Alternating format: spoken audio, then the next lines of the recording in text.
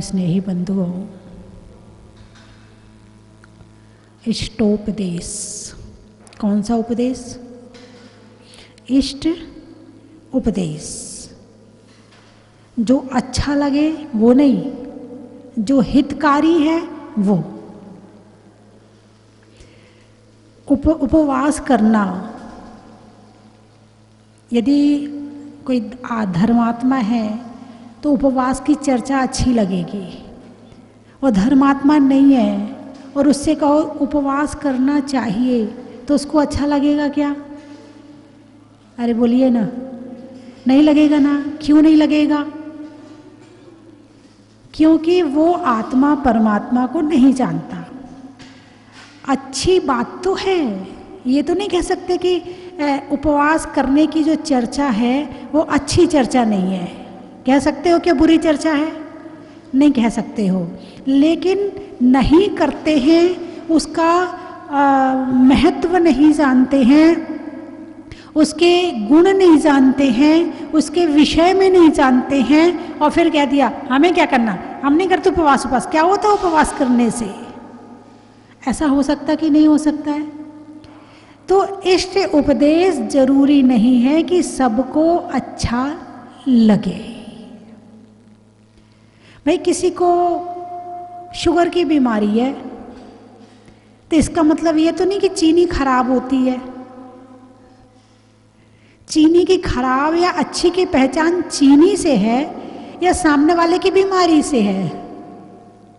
सामने वाला कहेगा नहीं चीनी बहुत खराब होती है, खाना नहीं चाहिए। छोटा सा बच्चा होता है, पहले के समय में सिगड़ी में और चूल्हे में भोजन बनाते थे तो उसमें अग्नि जलती थी, वो अंगारा बड़ा चमकता था, बच्चे को बड़ा आकर्षित करता था और वो बार बार पकड़ने को दौड़ता था और माँ उसे पीछे करती थी। अचानक वो माँ किसी काम से दूसरे कमरे में गई, इतने में जाके बच्चे ने पकड़ लिया और जल गया। अब वो रोने लगा। अब माँ आई, अब माँ सिगड़ी पर भोजन बना रही है, माँ से कहता दूर ता है जल जाओगी। अब खुद जल गया ना, अब खुद जल गया तो अपनी माँ को भी दूर कर रहा है, छूना नहीं उसको, दूर रहो उससे, क्योंकि वो खुद जल गया है। तो इसका मतलब ये तो नहीं कि अग्नि अच्छी नहीं है। अग्नि का प्रयोग करना नहीं आता है तो अग्नि खराब थोड़ी हो जाएगी। अग्नि का प्रयोग करना आ जाए तो अग्नि बहुत अच्छी है, और अग्नि का प्रयोग करना ना आए तो अग्नि बहुत खराब है। पानी का प्रयोग करना ना आए तो पानी बहुत खराब है। तो इसी तरह से इष्ट उपदेश, अच्छी बात तो अच्छी ही होती है, तुम्हें अच्छी लगे या ना लगे इस बात से उसका मतलब नहीं होता है। अब आजकल के समय में सुख ढूंढ रहे हैं लोग, और अभी क्या, जिस समय चौथा काल था तब भी सुख ढूंढ रहे थे, नरक के जीव भी सुख ढूंढ रहे हैं, स्वर्ग के जीव भी सुख ढूंढ रहे हैं, त्रेंच गति के जीव भी सुख ढूंढ रहे हैं। सुख कौन नहीं ढूंढ रहा है? सुख सारे ढूंढ रहे हैं, है ना। अब जो सुख ढूंढने वाले हैं वो कहाँ सुख ढूंढते हैं? अच्छा ये बताओ, शराब सुखी करती है कि दुखी करती है? नहीं, आप कह रहे हैं ना सुख दुखी करती है। पीने वाले से पूछो, पीने वाले से पूछो कि शराब सुखी करती कि दुखी करती। यदि उसे ये पता चल जाए दुखी करती है तो पिए क्यों? यदि उसे पता चल जाए कि दुखी करती है तो पिए क्यों? और शराब अभी से नहीं चल रही है। शराब आपने वो पढ़ा होगा द्विपायन मुनि का उदाहरण, कि वो जो द्वारिका जली थी तो कैसे जली थी? शराब के कारण ही जली थी। तो ये जो अवगुण है ना हमेशा से थे, तो जिसकी जैसा आगे का योग लिखा है वो वैसा काम करने लगता है। विशापहार स्तोत्र में पंडित धनंजय, कवि धनंजय ने लिखा है कि पाप में धर्म को ढूंढे पापी, पाप में धर्म को ढूंढता है। अरे शराब चढ़ाने से सुख मिलता है, चढ़ाने से धर्म होता है, गांजा चढ़ाने से धर्म होता, ऐसे धर्म भी हैं संसार में। आपको मालूम हो या ना मालूम हो, ऐसे धर्म भी हैं कि वो अपने भगवान को गांजा चढ़ाते हैं, शराब चढ़ाते हैं और सोचते हैं मैंने धर्म कर लिया, मैंने धर्म कर लिया। क्या शराब से यदि धर्म होता तो जितने शराब पीने वाले हैं वो सारे धर्मात्मा हो गए होते। लेकिन क्या शराब से धर्म हो सकता है? नहीं हो सकता है। शराब क्या काम करती है? शराब का काम क्या है? कुछ लोग कहते हैं हम मौज मस्ती के लिए पीते हैं, कुछ लोग कहते हैं कि हम गम भुलाने के लिए पीते हैं। इसका मतलब शराब का काम है बेहोश करना। क्या काम है शराब का? बेहोश करना और एक हवा भरना शरीर में। अभी आदमी शांति से बैठा है, शराब पीने के बाद वो कूदने लगेगा, उचकने लगेगा, उछलने लगेगा, उसको जैसा मन में आएगा वैसा करेगा, फिर वो जो करना चाहता है वो नहीं करेगा, शराब जो चाहती है वो करेगा। उसके मन में आएगा तो वो गाली देगा, उसके मन में आएगा तो गीत गाएगा, उसके मन में धर्म नहीं करेगा। तो यदि शराब पीने से दुख दूर हो रहा होता तो संसार के सारे शराबी सुखी हो गए होते। लेकिन बेचारा शराबी खुद दुखी रहता है, उसके घर वाले दुखी रहते हैं, उसके मोहल्ले वाले दुखी रहते हैं, उसके रिश्तेदार दुखी रहते हैं, उससे संबंधित सभी दुखी रहते हैं जो शराब पीता है ना। और शराब तो तन को भी खराब करती है, मन को भी खराब करती है, धर्म से भी दूर करती है और आत्मा को गड्ढे में गिराती है। और एक बूंद शराब में इतने जीव होते हैं, ऐसा बताया है कि यदि वो कबूतर बन के उड़ें एक बूंद शराब में तो वो कबूतर तीनों लोक भर जाए। एक बूंद शराब में इतने जीव होते हैं, तो हिंसा में धर्म कैसे हो सकता है? एक बूंद शराब पीने वाले ने कितने जीवों की हत्या कर ली। और जब एक बूंद पिए तो किसी ने यदि एक गिलास पिए तो कितनी हो गई, फिर वो रोज पीता है तो कितना हो गया। तो हिंसा तो पाप है, दूसरों की हत्या करना पाप है। लेकिन वर्तमान समय में इसको कलयुग कहते हैं। क्या कहते हैं? कलयुग। क्या कहा है? कल का मतलब जानते हो? कल यानी पाप। कल शब्द का अर्थ क्या होता है? पाप। दो तरह के कल, एक होता है कल आने वाला कल है, और एक होता है पीछे वाला कल। एक होता है पीछे वाला कल, एक होता है आगे वाला कल। तो ये जो कल है ना, वर्तमान में नहीं है, कल आगे है। कल कहाँ है? या आगे है या पीछे है। जहां तुम हो वहां नहीं है कल, या आगे है या पीछे है। इसी तरह जो वर्तमान में नहीं है, जो अपनी आत्मा में स्थित नहीं है, वो पाप में स्थित है, और जो पाप में स्थित है वो कल युग है। अभी कल ही चर्चा चल रही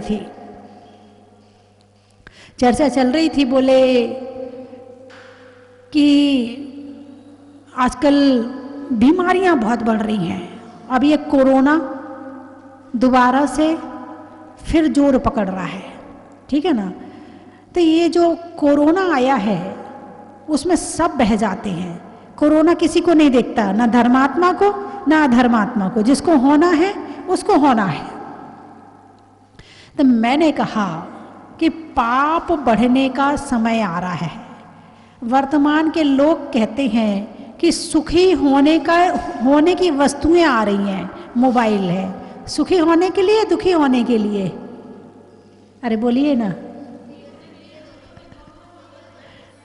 लेकिन अवगुण जल्दी ग्रहण होते हैं, गुण जल्दी ग्रहण नहीं होते हैं। रामायण को देख करके किसी ने राम बनने का प्रयास नहीं किया, किसी ने धोती नहीं पहनी, कि राम ने धोती पहनी थी तो हम भी धोती पहन लें, हैं?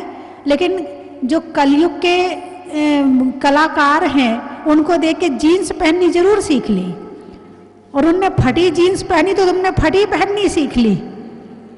राम को देखकर नहीं सीखा है, उसको देखकर सीखा है। सीता को देख करके अच्छे से पल्लू डालना, अच्छे से तन को ढक के रखना, अच्छे से विनय पूर्वक बोलना, अपने पति की बात मानना, पति के प्रति समर्पण भाव रखना सीखा? अरे बोलिए ना, नहीं सीखा।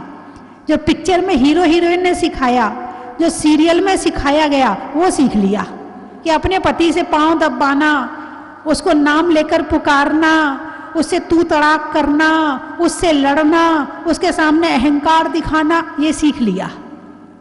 एक कलयुग है, यहाँ अच्छी चीज कम समझ में आती है और बुरी चीज जल्दी समझ में आती है। एक कोई चित्र एक बार देख लो आप टीवी में, आपकी आंखों में बस जाता है। उसने ऐसे कपड़े पहने थे, उसने ऐसे बाले पहने थे, उसने नाक की ऐसी पहनी थी, उसने हार ऐसा पहना था, ऐसा मुझे भी चाहिए है, वो जल्दी समझ में आ जाएगा। माता जी को देखकर सिंपल रहना सीखा। अरे माता जी तो देखो एक सफेद साड़ी में कितनी सिंपल रहती, ना क्रीम, ना पाउडर, ना चूड़ी, ना ये ना वो, तो क्या हम नहीं रह सकते? कभी आपके मन में विचार आया? नहीं आया। कलयुग, पाप की चीज जल्दी समझ में आती है और पुण्य की चीज सिखाने सिखाने पर भी नहीं आती है। इसका नाम है कलयुग। पाप तो चतुर्थ काल में भी था, लेकिन वहां अच्छी बात जल्दी समझ में आती थी, बुरी बात देर से समझ में आती थी।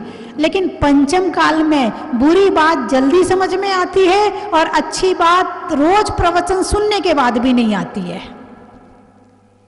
अरे बोलिए ना, बहुत प्रवचन सुन चुके ना, हैं? हाँ, एक बाबा जी थे तो वो प्रवचन में लेट आए, तो उनसे पूछा, बाबा जी आप लेट क्यों आए? बोले अरे वो मेरा पोता पीछे लग रहा था कि मैं भी चलूँगा, मैं भी प्रवचन सुनूंगा, तो उसको घर में छोड़ने में टाइम लग गया और उसको बड़ी मुश्किल से मनाया, बड़ा लालच दिया, बड़े उसके बाद वो माना। तो भाई तुमने उसको ले आते प्रवचन में, उसको प्रवचन में ले आते तो वो भी प्रवचन सुन लेता। तो बाबा जी बोले नहीं, हमें तो प्रवचन सुनना आता है। नहीं समझे आप कुछ भी कह लो, हम तो एक कान से सुन के दूसरे से निकाल देते हैं। हमें तो आज आप कुछ समझा लो, हमें तो जो करना है हम तो वो ही करेंगे, हमें तो प्रवचन सुनना आता है। क्या? हमें तो प्रवचन सुनना आता है। अब पोता है, यदि उसको बात समझ में आ गई वो तो वैसे ही करेगा जैसा आप कहोगी। एक बार की बात है कि मैंने एक जगह बॉन चाइना के जो बर्तन हैं उनको अपने घर से निकालने का प्रवचन किया, तो काफ़ी लोगों ने उसे अपने घर से बाहर निकाल दिया। एक घर से बहू तो प्रवचन में आई थी, सास प्रवचन में नहीं आई थी। अब बहू ने कहा कि ये बॉन चाइना के बर्तन घर से बाहर निकालने हैं, तो सास बोली ऐसे प्रवचन तो चलते रहते हैं, चुप रहे, कहीं नहीं जाएंगे ये बर्तन। बहू को प्रवचन समझ में आ गया और सास को प्रवचन सुना ही नहीं उसने, तो समझ में यदि समझने की कोशिश करती, प्रवचन सुनने की इच्छा रखती, समझने की इच्छा होती तो प्रवचन में आती ना, प्रवचन में बैठती, भाई जिज्ञासा रहती कि माता जी ने क्या बोला है, माता जी ने क्या कहा है, संसार में क्या सही है क्या गलत है, समझने के लिए आती ना, नहीं आई। और दूसरी बात, जो समझ गया है उसको और समझा रही है।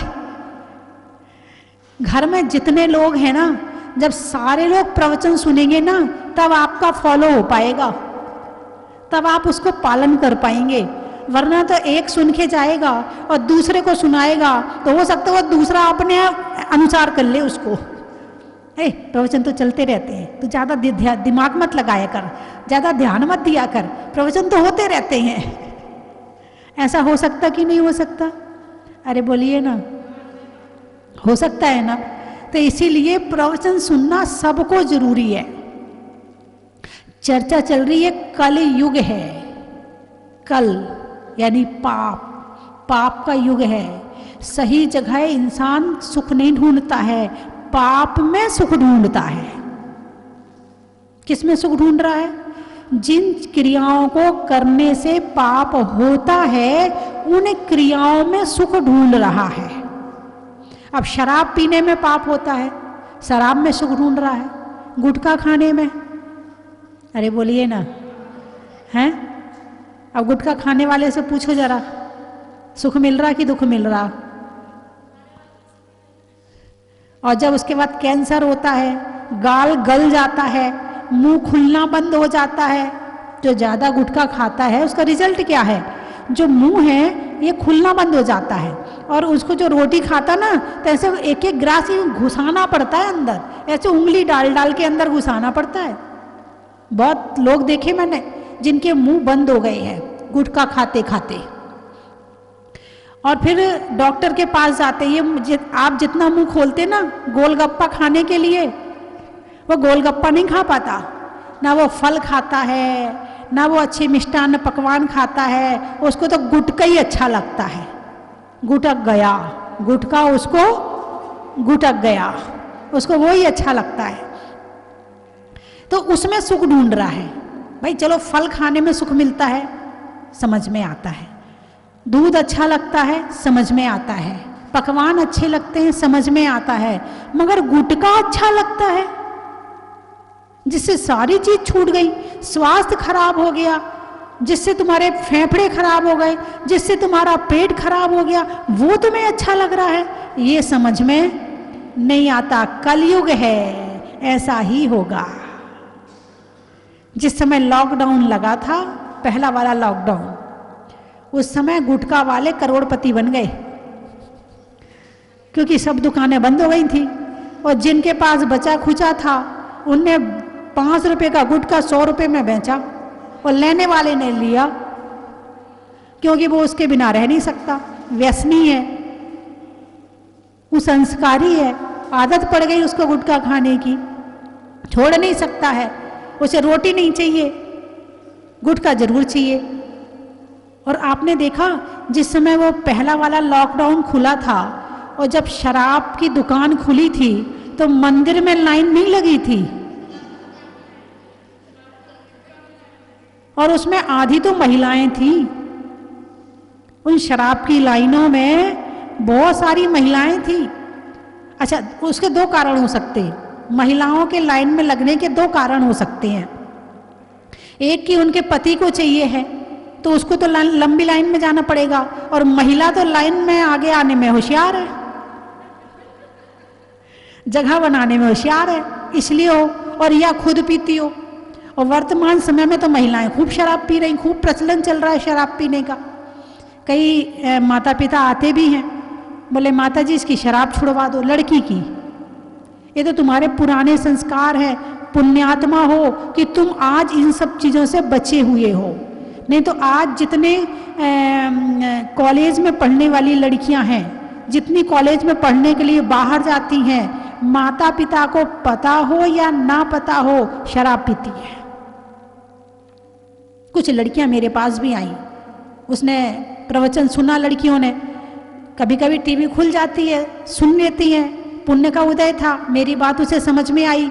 कुछ दिनों के बाद वो आई मेरे पास, बोले माता जी मेरे मम्मी पापा को पता नहीं है कि मैंने शराब पी है, बस मैं तो ऐसे ही कह के जाती, बस पार्टी में जा रही, मैं जल्दी आ जाऊंगी, कुछ नहीं करूंगी, लेकिन वहां जाकर मैंने शराब भी पी है और सिगरेट भी पी है।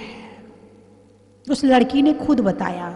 अब मैं प्रायश्चित और पश्चाताप करना चाहती हूँ और धर्म धारण करना चाहती हूँ। अभी भी कुछ पुण्यात्मा बाकी हैं जो लौट कर वापस आ जाते हैं, लेकिन कुछ ऐसे भी हैं जो एक बार चले गए तो उनका अंत ही होता है, वो वापस कभी भी नहीं आते हैं। तो ये कलयुग है, पाप का काल है। 8 वर्ष में अपने बच्चे को साधु के पास ले जा करके 8 मूल गुण दिलवा देना। श्रावक के कितने मूल गुण होते हैं? 8। कितने मूल गुण होते हैं? मध्य, मास, मधु, 3 चीजें हो गई। बड़, पीपर, पाकर, उमर और कठुमर। इन 8 चीजों का त्याग करने को अष्टमूल गुण कहते हैं। अब बड़ तुम खाते नहीं हो, पीपल के फल तुम खाते नहीं हो, पाकर तुम खाते नहीं हो, कटुमर तुम खाते नहीं हो, है ना। तो ये सब चीजें तो तुम खाते नहीं। अब बची 3 चीजें, मद्य, मांस और मधु। मधु यानी शहद। तो इन 3 चीजों का त्याग तो करना पड़ेगा, और उन चीजों का त्याग भी संकल्प तो लेना पड़ेगा कि हम इन 5 चीजों को और इन 3 चीजों को नहीं खाएंगे। हम आज से अष्टमूल गुण धारण करते हैं। जिस श्रावक ने, जिस भी व्यक्ति ने ये अष्टमूल गुण नहीं लिए हैं, वो अभी जैन कहलाने का अधिकारी नहीं है। ये मूल गुण कहे, मूल, मूल यानी जड़, मूल यानी जड़। जिसकी जड़ खोखली होगी तो पौधा क्या हरा होगा। जिसकी जड़ खोखली होगी तो पौधा क्या हरा होगा, और खोट जब सोने में होगी तो कंगन क्या खरा होगा। खोट जब सोने में होगी तो कंगन क्या खरा होगा। यदि आपने अपनी जड़ी मजबूत नहीं करी है, और जड़ मजबूत कहाँ से होती है, मद्य, मांस, मधु, इन 3 चीज के त्याग करने से होती है। आप इन 3 चीजों को साधारण ना समझें। आज यदि मधु का यानी शहद का त्याग किया तो आपने बहुत बड़ा त्याग कर लिया। शहद का त्याग करने वाला भी बहुत बड़ा त्यागी है, क्योंकि आपने ना जाने कितने जीवों को जीवन दान दे दिया। शहद में भी यही बताया है कि 1 बूंद जीव शहद में इतने जीव होते जितने कि वो कबूतर बन के उड़ जाएं तो लोक भर जाएगा। उसमें भी 1 बूंद शहद में इतने जीव होते हैं। और दूसरा मांस, मांस का त्याग आप जानते हो। अब मांस से बनी हुई पिज़्ज़ा, बर्गर, चाउमीन के मसाले जो आते हैं, ये सारी चीज़ें में मांस होता है। आप उसके जो किस चीज़ से बनाई जाती है, वो ई नंबर होता है, क्या होता है, ऐसी कुछ है ना। आप अब मोबाइल में सर्च करके देख लें। यदि आप चाउमीन, बर्गर, पिज़्ज़ा खा रहे हैं तो आप मांस भक्षण कर रहे हैं। और आप भगवान महावीर के उपासक, राम भी 14 वर्ष के लिए वनवास गए थे तो शाकाहारी थे। यदि हम हिंदू धर्म के हिसाब से भी देखें तो राम और कृष्ण भी कैसे थे, शाकाहारी थे। कृष्ण को सबसे प्यारी क्या थी, गाय थी। कितनी रक्षा करी उन्होंने गाय की। तो यदि आप किसी को, भगवान महावीर को मानते हैं, राम को मानते हैं, जो कृष्ण को मानते हैं, वो लोग भी ये चीज़ नहीं खा सकते हैं। और ये सब चीज़ें हमारे यहाँ की नहीं है। हमारे यहाँ तो अच्छी चीज़ें खाई जाती हैं। क्या, बर्फी, पेड़ा, लड्डू, इमरती, जलेबी, और बताओ ना, नाम में तो भूल जाऊंगी हैं, रसगुल्ले, सफ़ेद, काले, है ना। हमारे यहाँ ऐसी चीज़ खाई जाती हैं। ये पिज़्ज़ा बर्गर हमारे यहाँ का सामान नहीं है, ये आया है विदेश से। कहाँ से आया है, विदेश से। यदि विदेशी चीज़ का त्याग, एक काम करो, अच्छा जो विदेशी चीज़ है वो नहीं खाएंगे, इतना त्याग ले लो, आपने बहुत बड़ा त्याग कर दिया। अब पहनने ओढ़ने में तो नहीं हो पाएगा, क्योंकि कई चीज़ आई जाती हैं घर में, कोई लाइट आ जाती है, कहीं पेन आ जाते हैं, कहीं कोई ना कोई सामान आ ही जाता है विदेश का, कहीं कोई मशीन आ जाती है, कभी मोबाइल खरीद लेते हो तो वो सामान तो आ ही जाता है। लेकिन विदेश की खाने की चीज़ें तो त्याग कर ही सकते हो। अरे बोलिए ना, कर सकते कि नहीं कर सकते। कि विदेश का जो ये चाउमीन, बर्गर, पिज़्ज़ा, इन सब में मांस, क्योंकि उनके यहाँ तो धर्म अधर्म का ज्ञान है नहीं है। और जो धर्मात्मा है उसे भी अधर्मात्मा बनाने में तैयार है, पैसा मिलना चाहिए। तो आप लोग ये ऐसा कर सकते कि नहीं कर सकते? अरे बोलिए ना, कौन कौन कर सकता है, हाथ उठाकर बताओ। विदेश की चीज़ें नहीं खाएंगे। अरे बोलिए ना, उठाइए ना हाथ। आप लोग जैनी है ना, जैनी है ना, हाँ फिर उठाओ हाथ, बहुत बढ़िया। बहुत, एक बार युवाओं के लिए तालियां बजाएं। युवाओं ने त्याग किया मतलब बहुत बड़ी बात है, क्योंकि आजकल फैशन इन्हीं के द्वारा फैल रही है, और इनने त्याग कर दिया मतलब बहुत बड़ी बात है। नहीं नहीं, सबको जाना है एक दिन। नहीं नहीं, मैं भी जाऊंगी। तो और जितने लोग टीवी में देख रहे हैं वो भी हाथ उठाएं, बच्चे भी हाथ उठाएं कि आज से पिज़्ज़ा बर्गर आदि जो विदेश की चीज़ें हैं, अपने देश की चीज़ें खाओ ना। आपको पता है कि जो पिज़्ज़ा बर्गर आदि जो होता है वो किससे बनता है? उसमें मैदा होती है जो पेट में चिपकती है, मसाले होते हैं जो पेट को खराब करते हैं, और जो बच्चे इन चीज़ों को ज़्यादा खाते हैं वो थुल हो जाते हैं। समझ गए ना? और फिर सारी जिंदगी डाइटिंग करते रहो। क्या करते रहो? और फिर भूखे मरते रहो सारी जिंदगी। पहले तो खा लिया, अब डाइटिंग करते रहो। और हमारे यहाँ तो खूब जलेबी वगैरह खाओ, बिल्कुल मोटे नहीं होगे। और अष्टमी चतुर्दशी एकासन करो ना, जरूरत ही नहीं है मोटे होने की। सारा चीज है ना हमारे पास में, हम क्यों विदेश की चीज अपनाएं? हमारे पास ना हो तो हम वहां जाएं। अब वो टीवी में ऐड दिखाई जाती है तो लोग खरीद के खाते हैं। पता नहीं दिन 18 दिन पुराना है, 10 दिन पुराना है, वो उसमें से जाओ पैसा डालो और निकाल लो, उसमें आदमी भी नहीं रहता। ऐसे ही है ना आजकल, जिसमें अपना कार्ड फंसाओ और निकाल के ले आओ। और आजकल के बच्चे और आजकल की महिलाएं, जो युवा महिलाएं हैं, पुरानी नहीं युवा महिलाएं, वो तो पागल हैं इन चीज़ों के पीछे।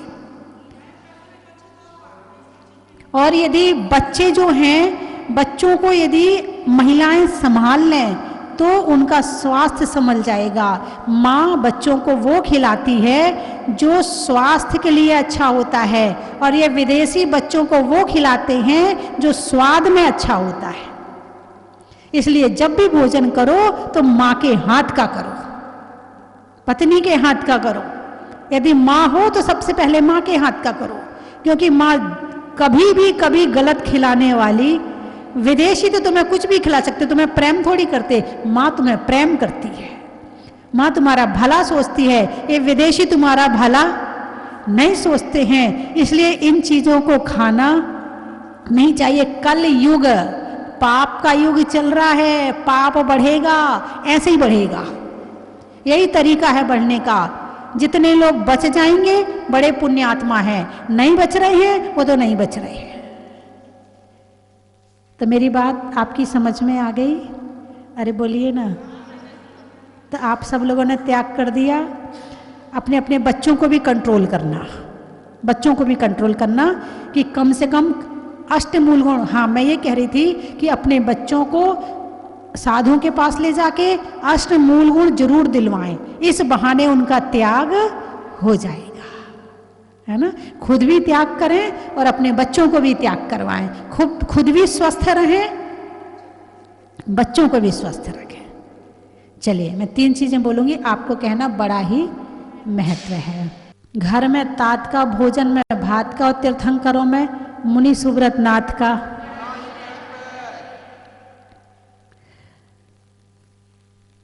रंगों में हरा का, रहने के लिए धरा का, और अतिशय क्षेत्रों में पदमपुरा का। आप कहाँ कहाँ से आए हैं? कोटा? अच्छा। महिलाओं में आटा का, फूल में कांटा का, और आने वालों में कोटा का। मन को मोड़ने का, पर्वत को तोड़ने का, और पिज़्ज़ा बर्गर विदेशी चीज़ों को छोड़ने का। जंगल में नाग का, शहरों में बाघ का, और पिज़्ज़ा बर्गर आदि चीज़ों के त्याग का। और कहाँ से आए? गुड़गांव। नदी में नाव का, मनुष्यों के प्रभाव का, और आने वालों में गुड़गांव का। अब हाथरस, जो जहाजपुर में आए उनके महत्व हैं। घूमने के लिए बस का, 10 लक्षण में 10 का, और आने वालों में हाथरस का। नहीं होने में विवाद का, गुरुओं के आशीर्वाद का, आने वालों में अहमदाबाद, फरीदाबाद, और एक और बात था औरंगाबाद का। बहू में सास का, करने में आस का, और आने वालों में देवास का। आम की बौर का, नेता के दौर का, और आने वालों में इंदौर का। अनाज में चना का, गर्मी में पना का, आने वालों में गुना का। हो गए? अच्छा, बोल दिया। सब्जी में सलाइयों में सूजा का, मिठाइयों में गूजा का और भगवान की पूजा का। बोले 24 भगवान की। 3 अलग अलग जगहों से इकट्ठे होकर आए हैं। मैं अंतिम कुमार जैन अंजड़ से, मेरे साथ में मेरे जियाश्री खड़े हैं, ये जबलपुर से आए हैं, और मेरे बड़े भाई साहब श्री शैलेंद्र कुमार जी जैन, ये देवास से। हम तीनों देवास में इकट्ठे हुए। साथ में हमारी माता जी भी है, मम्मी भी है साथ में।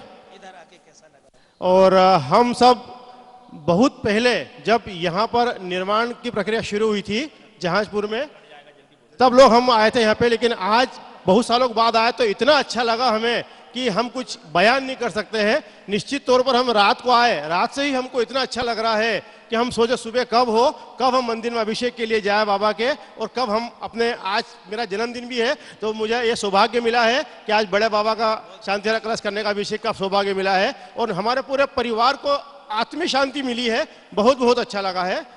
वंदना माता जी। हमसे काफ़ी समय से जुड़ा हूँ, और जब से जुड़ा हूँ मैंने खूब तरक्की की है। यहाँ से साक्षात बाबा का अतिशय है यहाँ पे, और जितने भी कोई नए प्रोजेक्ट शुरू करता हूँ तो बाबा का आशीर्वाद लेके ही नया शुरू हमेशा करता हूँ, और हमेशा हमको यहाँ से खूब अच्छे आशीर्वाद मिले हैं।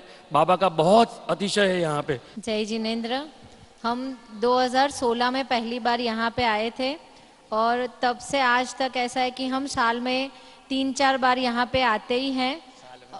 और हमको जैसे बाबा ही बुलाते हैं, थोड़े दिन हो जाते हैं तो हमको ऐसा लगता है कि नहीं, हमें एक बार वहाँ पे जाना है और बाबा के दर्शन करना है। जय जिनेंद्र। हाथरस से आए हैं यहाँ पे। आज प्रथम बार जहाजपुर में आने का मुझे सौभाग्य प्राप्त हुआ, और अपने प्रथम बार यहाँ आके इतनी खुशी हो रही है कि अंदर से इतनी प्रसन्नता हो रही है कि बस कह नहीं सकती। और माता जी के चरणों में बहुत बहुत वंदनामी। अभिषेक करके आज मन में इतनी तसल्ली है कि आज प्रथम बार बाबा के दर्शन मिले हमें, और उम्मीद करती हूँ कि मुझे आगे भी बाबा के दर्शन इसी प्रकार मिलते रहें।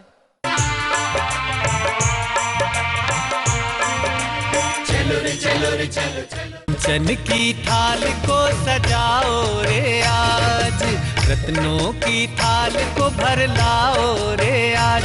आओ आओ करे रे गुणगान आरती भगवन की। आओ आओ करे गुणगान आरती भगवन की। आओ आओ करे रे गुणगान आरती भगवन की।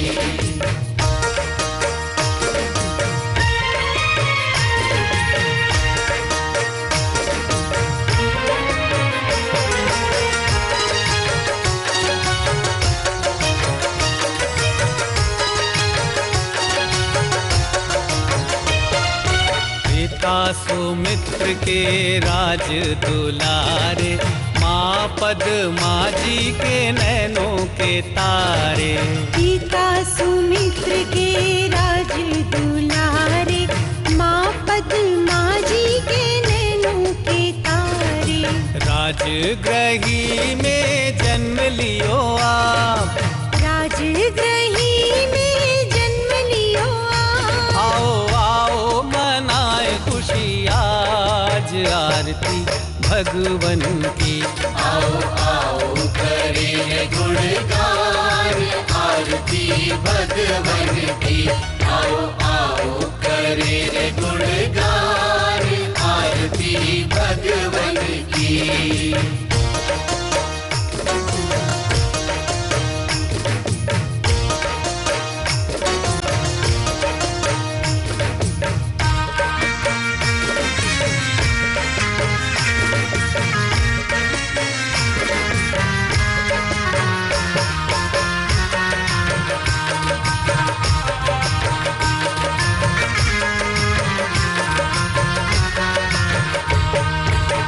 कपूर बाती से ज्योति को जला के, प्रभुवर के चरणों में शीश को नवा के। परम विदुषी लेखिका गणिनी आरिका रत्न श्री 105 स्वस्ति भूषण माता जी, जिन्होंने मात्र 20 वर्ष में 100 से भी अधिक किताबें लिखकर जैन समाज को अनूठा योगदान दिया है। बड़े बड़े विधान जैसे कल्पद्रुम महामंडल विधान, सिद्ध चक्र महामंडल विधान, इंद्रध्वज महामंडल विधान एवं विशेष जिनपद, पूजांजलि आदि महत्वपूर्ण साहित्य बहुत ही सरस, सरल व सुबोध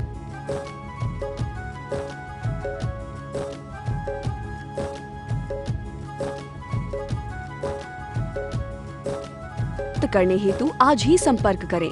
संपर्क सूत्र 7906062500 98683456768।